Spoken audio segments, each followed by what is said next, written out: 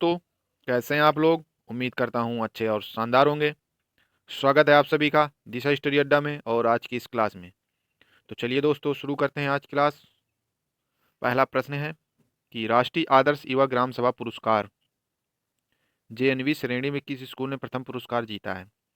तो यह जीता है जवाहर नवोदय विद्यालय, ऊना, हिमाचल प्रदेश। ठीक। नेक्स्ट प्रश्न है कि आदर्श युवा ग्राम सभा पुरस्कारों के लिए एकलव्य आदर्श आवासीय विद्यालय यानी EMRS, ठीक है, श्रेणी में किसे प्रथम पुरस्कार दिया गया है। तो यह है एकलव्य आदर्श आवासीय विद्यालय, कोसमबुड़ा, छत्तीसगढ़ का। ठीक है। इसको मिला है, याद रखना आप लोग कि आदर्श युवा ग्राम सभा पुरस्कारों में, ठीक है, EMRS श्रेणी में जो कोसमबुड़ा है छत्तीसगढ़ का, उसको मिला है। नेक्स्ट क्वेश्चन होगा कि मीर हाजी कासिम, जिन्हें हाल ही में पद्मश्री पुरस्कार से सम्मानित किया गया है, किस वाद्य यंत्र से संबंधित हैं।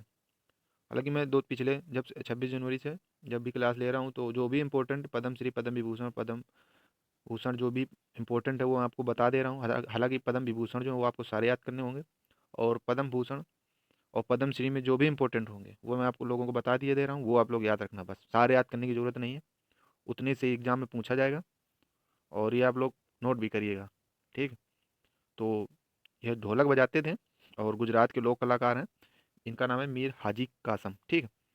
तो यह एक गुजरात के एक प्रसिद्ध ढोलक वादक कलाकार हैं, ठीक है, जो गुजरात के जूनागढ़ से हैं। और इन्होंने लगभग 20,000 से अधिक कार्यक्रमों में ढोलक बजाकर अपनी प्रस्तुति दी है। ठीक है।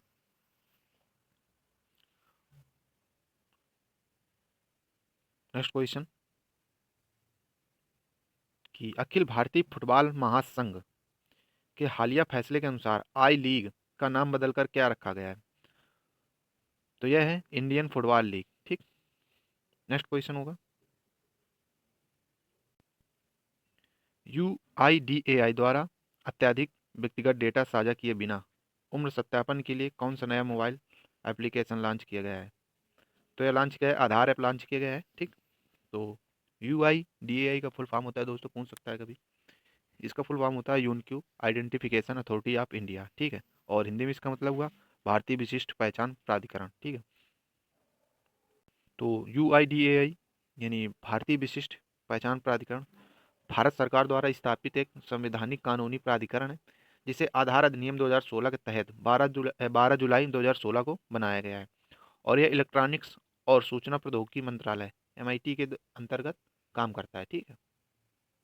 और ये 12 अंकों का होता है और देश के हर निवासी के आधार नंबर एक होता है। ठीक है। और यह व्यक्ति की पहचान बताता है डिजिटल तरीके से। और जो बायोमेट्रिक और डेमोग्राफिक होती है, इससे नाम और पता आदि डेटा की सुरक्षा और गोपनीयता सुनिश्चित करता है। ठीक। नेक्स्ट क्वेश्चन होगा कि किस राज्य ने सरकारी अस्पतालों में देश का पहला समर्पित मोनोपॉज क्लिनिक, रजोनी वृत्ति क्लिनिक शुरू किया है। तो यह है महाराष्ट्र सरकार ने शुरू किया है। तो ये दोस्तों इंपॉर्टेंट, वेरी इंपॉर्टेंट क्वेश्चन है, ये आप लोग याद रखना। ठीक है। तो इसका ये मतलब हुआ कि जो मोनोपॉज क्लिनिक है, तो ये महिलाओं के शारीरिक, मानसिक और हार्मोनल स्वास्थ्य की देखभाल के लिए विशेष रूप से बनाया गया है। ठीक है। ताकि वे रजोनी व्रत यानी जो मासिक धर्म होता है के समय आवश्यक सलाह और जांच और इलाज के लिए एक ही जगह पा सकें। ठीक है। तो ये महाराष्ट्र सरकार की तरफ से बहुत ही अच्छा कदम है। तो ये उन महिलाओं के लिए चिकित्सा केंद्र है जो उस समय यानी मासिक धर्म से गुजर रही होती हैं, उन उस समय उनके अंदर जो हार्मोनल चेंजेस या जो भी प्रॉब्लम्स आती हैं, तो वो यहाँ पे जाके अपना इलाज दिखा सकती हैं, डॉक्टरों से सलाह ले सकती हैं। ठीक है। और यानी कि मासिक धर्म वो एक प्राकृतिक जीवन चरण है जिसे महिलाओं के शरीर में प्रजनन हार्मोन का उत्पादन घटता है। ठीक है। और मासिक धर्म अपने आप बंद हो जाता है, इसे रजोनी वृत्ति कहते हैं। और यह आमतौर 45 से 55 वर्ष की उम्र में होता है महिलाओं में, और इससे अधिक उम्र में भी होता है।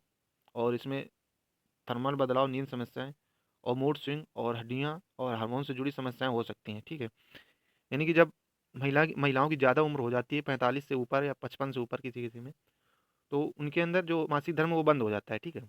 तो उनमें बहुत सारी प्रॉब्लम्स आती हैं, इसलिए क्लिनिक खोला गया है कि वो जाके अपनी समस्याएं बता सकती हैं और वहाँ पे उनका इलाज भी हो सकता है उसी अकॉर्डिंग, ठीक है।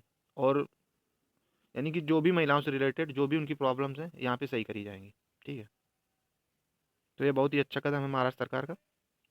नेक्स्ट क्वेश्चन होगा कि सुप्रीम कोर्ट ने श्री देवराज स्वामी मंदिर जो कि तमिलनाडु का है कि 120 साल पुराने विवाद को सुलझाने के लिए किसे मध्यस्थ नियुक्त किया गया है। तो ये नियुक्त किए गए हैं जस्टिस संजय किशन कौल, ठीक है। ये सेवानिवृत्त हो चुके थे और इनके द्वारा मध्यस्थता की जाएगी। नेक्स्ट क्वेश्चन होगा कि किस वन्य जीव अभयारण्य को माओवादी मुक्त घोषित किया गया है। तो यह है सुनोबेड़ा वन्य जीव अभयारण्य, ठीक है। तो ये जो है तो यह है उड़ीसा राज्य में है। और ये आप लोग याद रखना क्योंकि इसमें माओवादी मुक्त घोषित किया गया है इसलिए इम्पोर्टेंट हो जाता है, ठीक है।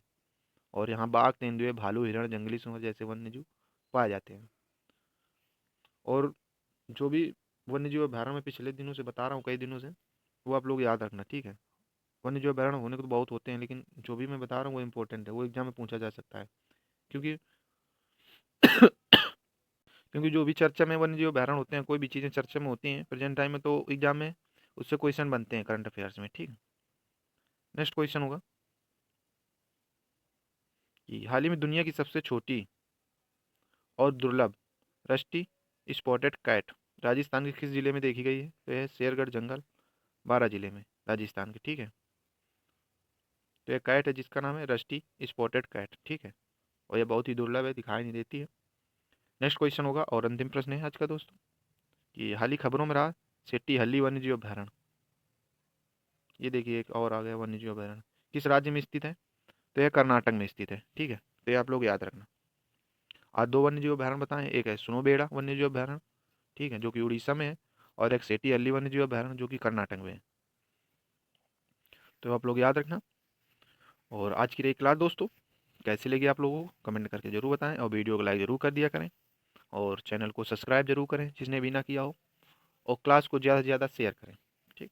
और मिलते हैं चलिए कल एक नई क्लास में फिर से एक शानदार प्रश्नों के साथ में। तब तक के लिए दोस्तों जय हिंद।